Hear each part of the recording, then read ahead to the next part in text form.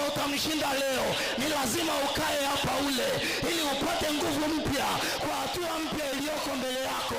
Na mimi ninakuombea kwa jina la Yesu, upokee hiyo nguvu mpya, ubebe hiyo nguvu mpya ya kwenda katika hatua mpya za mwaka huu kwa jina la Yesu Kristo aliye hai.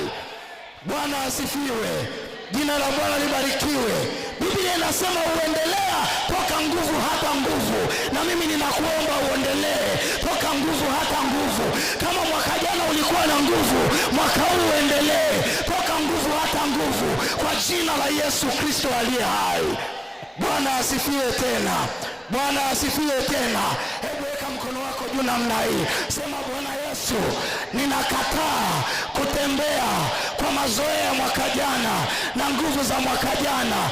Ninaomba mwaka huu unipe nguvu mpya kwa hatua mpya kwa jina la Yesu aliye hai.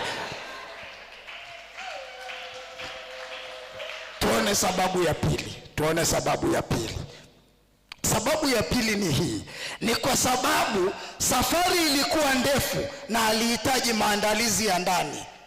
Ni kwa sababu safari ilikuwa ndefu, ndio maana naambia inuka ule, maana safari iliyoko mbele yako ni kubwa mno. Kwa safari ilikuwa ndefu, kwa hiyo alihitaji maandalizi ya ndani.